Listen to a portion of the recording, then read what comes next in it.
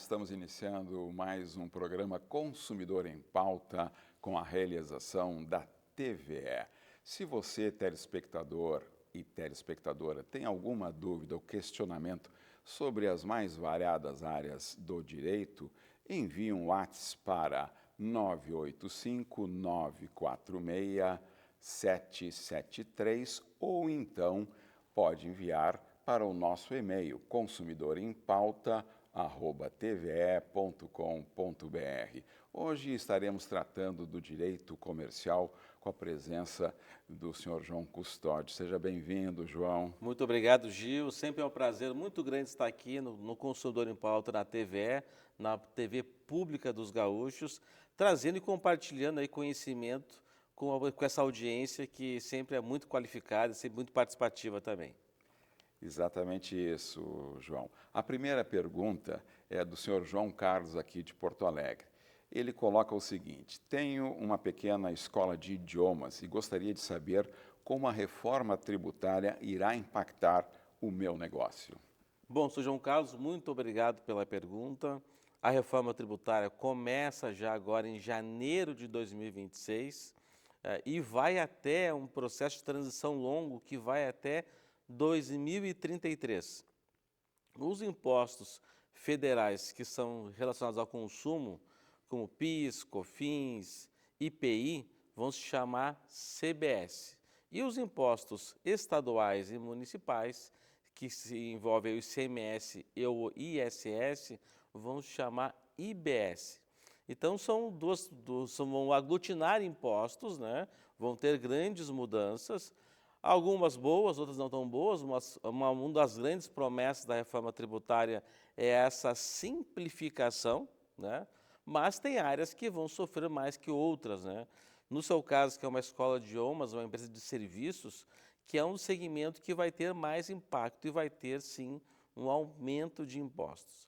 Então, é importante que cada um, felizmente também, Gil, é que vamos ter um processo longo que vai ter condições das empresas começar a se adaptar a essa realidade. Mas, em especial, Sr. João Carlos, as empresas de serviços, sim, vão ser impactadas, vão ter um aumento de impostos e que muitos negócios vão ter que se adaptar e até repensar modelos de negócio diante dessa nova realidade. Em janeiro, agora, começa apenas um destaque na nota fiscal, onde vai ser destacado 0,9% para o CBS e 0,1% do IBS. Não vai ser ainda cobrado imposto agora em 2026, vai ser feito apenas um destaque na nota fiscal. Mas é gradativamente, a cada ano, tem um plano de transição que vai fazer com que, ao final de 2033, vamos ter apenas o IBS e o CBS entre os impostos ligados ao consumo.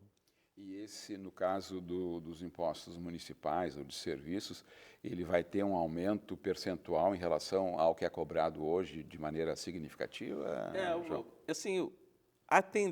Tudo que tem demonstrado é que as indústrias, o agronegócio vai sentir menos, até em alguns momentos até privilegiado, e as empresas de serviços vai ter uma elevação de impostos, né? Muita coisa está para acontecer, muitas regulamentações estão por surgir, em especial agora no mês de julho e agosto, estamos esperando muitas regulamentações para ver alguns detalhes especiais da forma de implementação. Tá bom, excelente esclarecimento, João. A próxima questão é da senhora Sabrina, de Cachoeirinha. A minha empresa é uma empresa de consultoria na área de qualidade. Com a reforma tributária, o prazo dos pagamentos dos impostos irá mudar? Bom, obrigado, Sabrina, pela pergunta, né? Uma das grandes inovações da reforma tributária, tá, Gil, é sobre o split de pagamentos. O que é o split de pagamentos? Quando nós pagamos, por exemplo, um serviço, um produto de R$1.000, a pessoa que está vendendo esse tributo, vamos supor que seja 25% de impostos.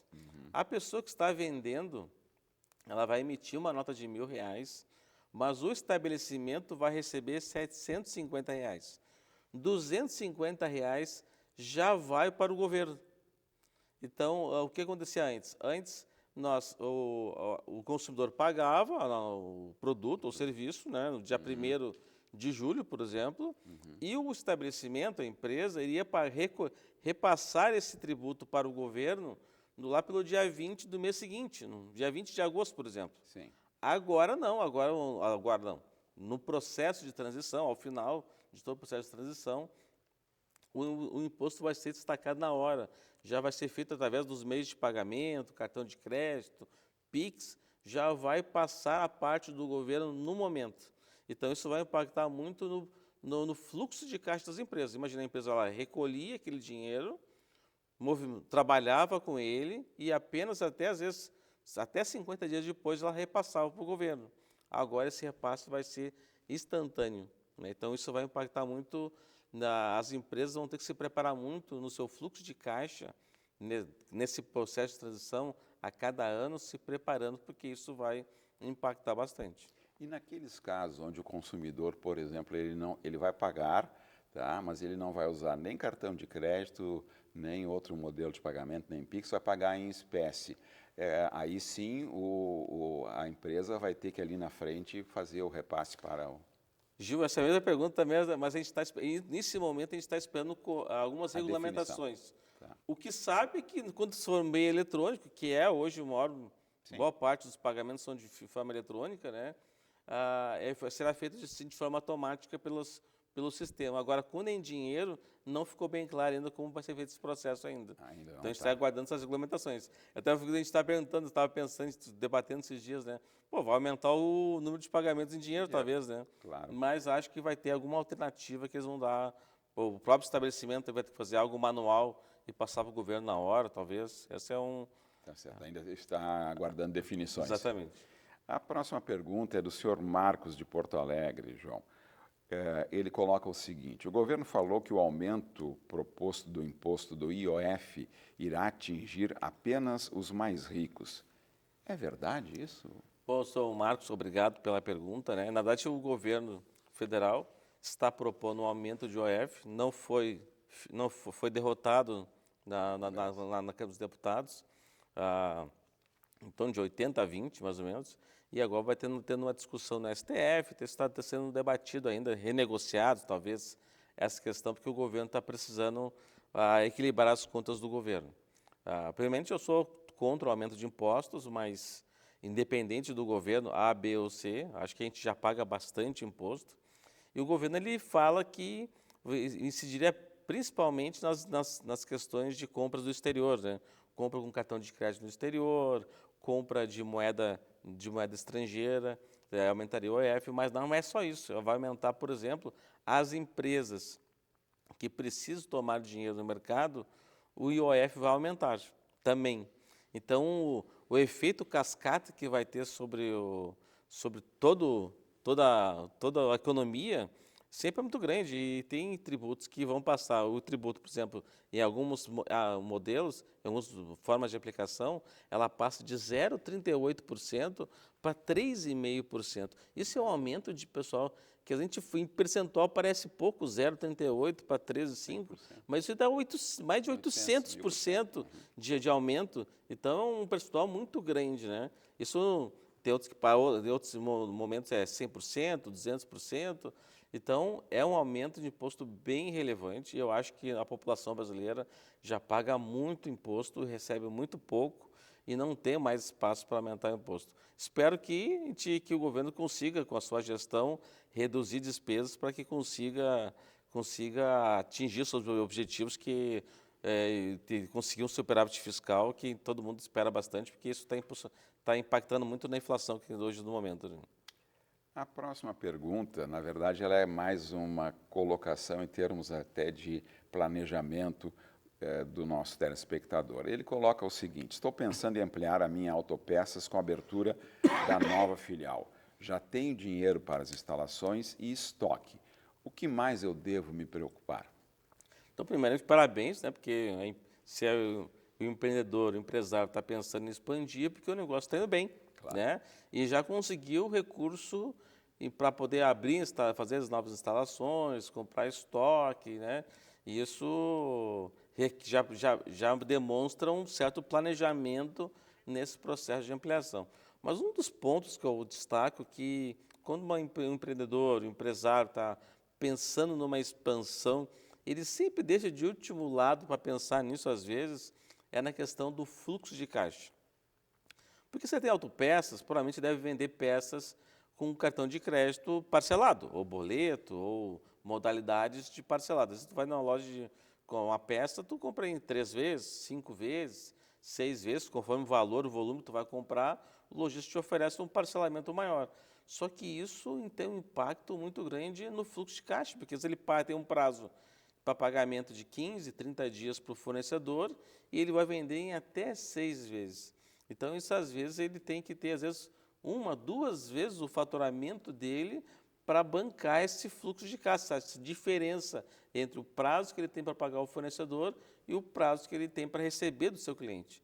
Então, o que eu destaco para ele, que parabenizo ele por esse processo de expansão, mas que muitas empresas, Gil, quebram quando vão expandir.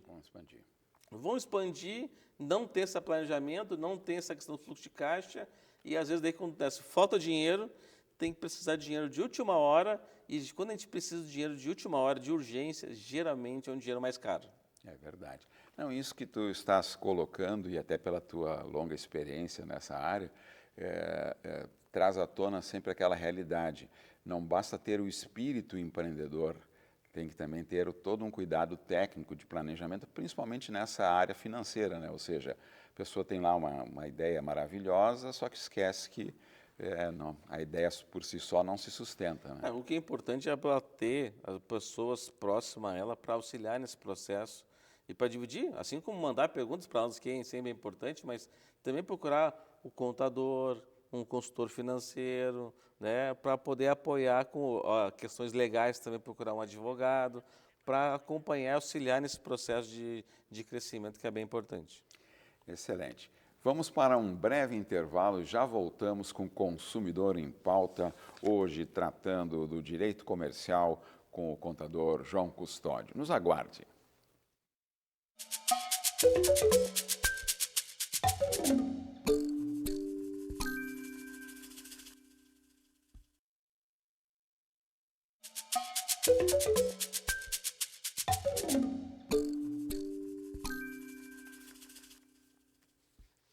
Estamos de volta com Consumidor em Pauta, um programa com realização da TVE. E lembre-se, sempre, se você tiver dúvidas ou questionamentos, é muito fácil. Você pode mandar um WhatsApp para 51985946773 ou então para o e-mail consumidorempauta@tve.com.br. Hoje estamos tratando de direito comercial, recebendo aqui o João Custódio, que está nos colocando esclarecimentos e respondendo a todos os questionamentos.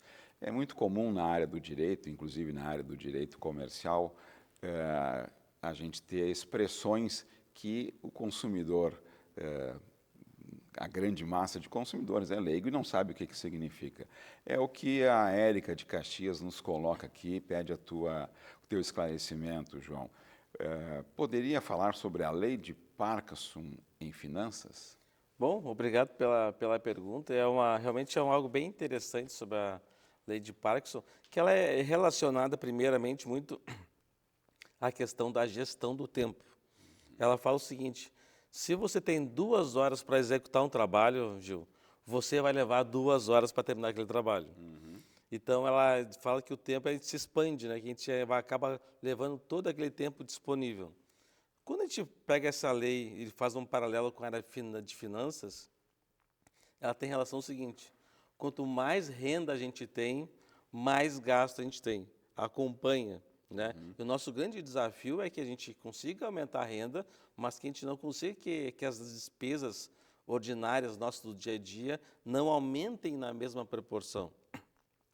A gente vê pessoas com uma renda. Quando a gente é estagiário, a gente fala, quando eu ganhar 5 vezes que eu ganho hoje, vou sobrar, vou guardar muito dinheiro, né? E daí, enfim, a gente consegue crescer profissionalmente, a gente consegue multiplicar nossa receita, às vezes, mas as nossas despesas, em alguns casos, até ultrapassam, né? E também essa é uma preocupação. A lei de Parkinson fala isso, dessa questão da gente aumenta a receita, a gente começa a aumentar a despesa na mesma proporção. E o nosso desafio é que a gente consiga que a despesa não cresça nessa mesma proporção para que a gente consiga fazer reserva para poder fazer investimentos e poder realizar os nossos sonhos, né? Tá certo. A próxima questão da senhora Ellen, de Gravataí, também está ligada ao tema do empreendedorismo. Ela pede uma orientação tua, João, e ela coloca o seguinte: estou começando um pequeno negócio de doces caseiros. Vale a pena já abrir MEI ou é melhor esperar crescer mais? Bom, a senhora Ellen, muito obrigado pela sua pergunta, né? E parabéns pelo seu empreendedorismo, né? Nessa parte de doces, né?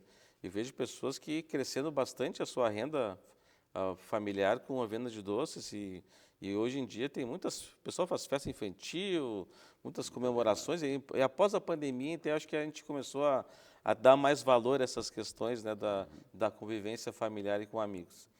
Então, dona Ellen, eu recomendo sim que a senhora já que a senhora já está com uma certa recorrência, que abra o seu MEI.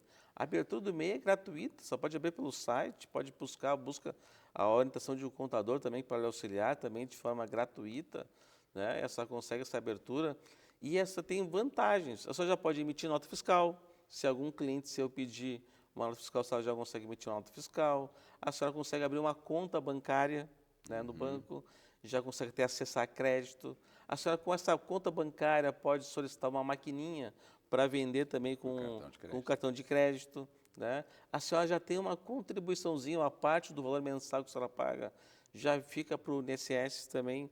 Então, tem uma série de benefícios que vão, inclusive, ajudar no seu negócio, a aumentar as suas vendas, ajudar na sua gestão e também ajudar até nessa questão do INSS também, que é uma proteção importante do empreendedor.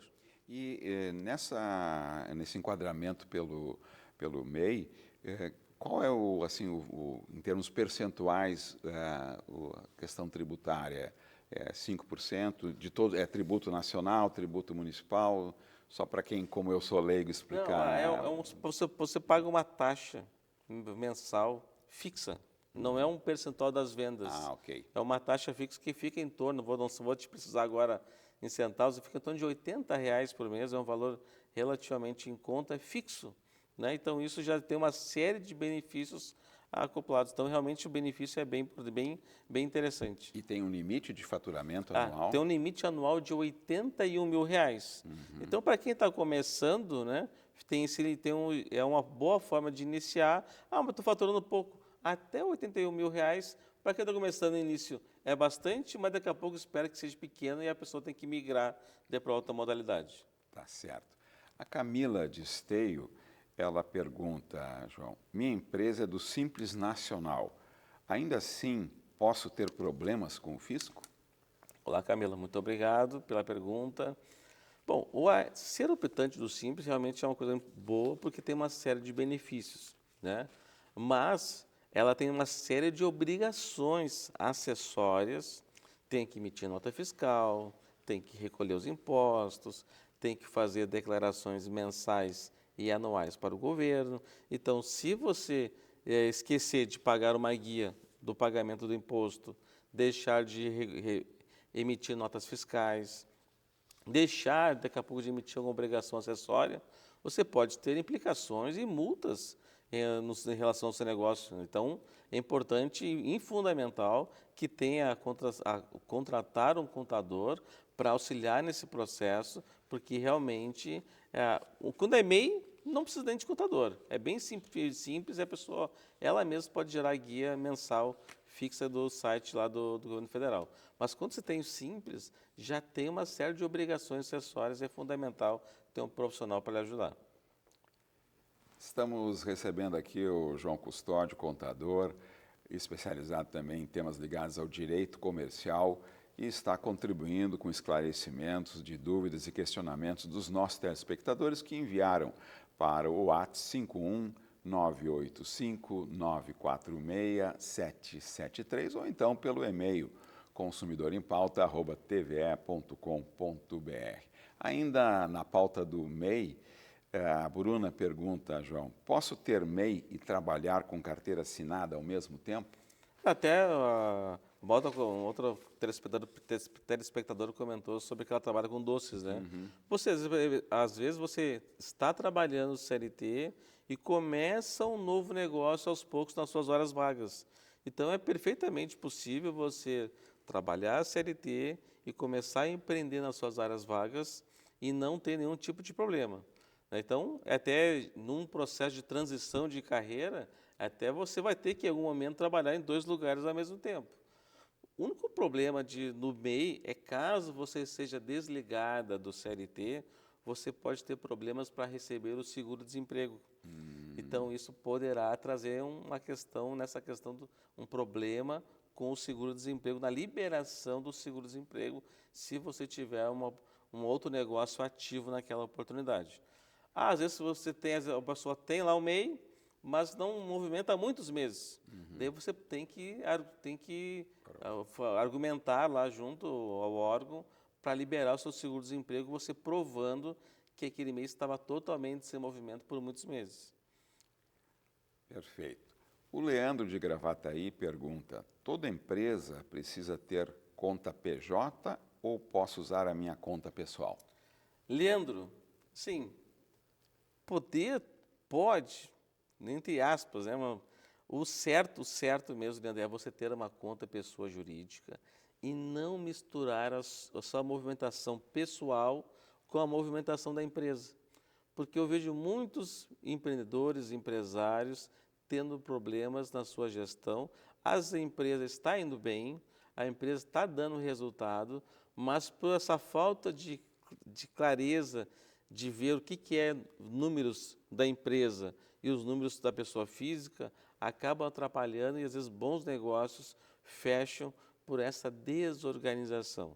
Então, sempre é muito recomendável que a pessoa abra uma conta pessoa jurídica no nome da empresa e, preferencialmente, não faça a movimentação da sua despesa familiar, a despesa do carro, do pessoal, da escola das crianças, do supermercado de casa. Movimente isso na conta pessoa física. E assim você vai ter condições de enxergar melhor os números da sua empresa e ver se ela está no caminho certo, se tem que fazer algum ajuste. Os números ficam muito mais fáceis de entender quando há essa segregação, essa separação entre a sua movimentação pessoal e movimentação da empresa. Que tipo de problema a pessoa que acaba misturando pode ter, seja no âmbito da empresa, seja no âmbito pessoal? Problemas tributários com imposto de renda? Quais seriam assim os problemas mais comuns que as empresas? Porque sim, ela pode. Já tivemos clientes que tinham essa movimentação pessoal e você lá na contabilidade, você lança lá já como antecipação de dividendos ou antecipação de prolabore, você consegue fazer isso. Só que, ao você não ter isso, para fazer essa declaração de imposto de renda, vai ter dificuldade, porque não está bem claro lá algumas informações. Na pessoa jurídica, você não tem as informações do seu negócio, né? Então, é importante essa separação, justamente para não ter isso. Mas, se você não tem essa informação de qualidade, você não vai fazer uma boa declaração de imposto de renda depois, futuramente. Então, a não ser que separar isso é bem mais difícil depois no dia a dia. O Renato de Osório pergunta: nosso negócio está crescendo e estamos avaliando migrar do Simples para um regime tributário diferente. Quais os principais pontos a considerar? Bom, primeiro lembrar que a empresa que é optante do Simples, ela tem um grande benefício que é o INSS patronal, Gil. Então, quem tem, por exemplo, R$10.000 de folha de pagamento, em outra modalidade que não é do Simples, lucro presumido ou lucro real, ela vai ter em torno de 27,5% sobre a folha de pagamento para recolher de INSS patronal.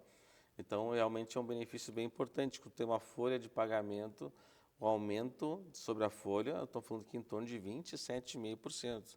Tem clientes que falam, esses dias uma escola de idiomas queria debater sobre essa mudança, né? E ela tinha R$200.000 de folha. Ia aumentar muito, R$60.000 quase, os encargos com o INSS por mês. Então é importante que a pessoa tenha essa noção da qual vai ser o impacto.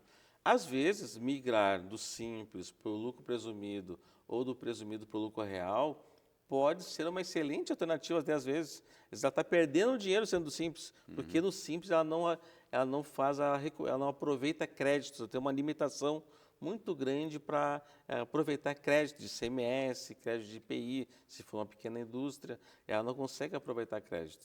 Então, nesse caso, sempre é importante buscar um contador para fazer essa simulação, Gil, de qual a modalidade tributária que vai ser melhor para o seu negócio. E outra, que vai ser a melhor opção tributária para o seu negócio nesse momento, porque é algo que as empresas devem fazer todos os anos, ao final do ano, fazer a simulação para verificar se em janeiro vai ou continuar no simples, ou se vai do lucro presumido vai mudar para o lucro real e assim por diante. Então, é algo que tem que ser feito anualmente.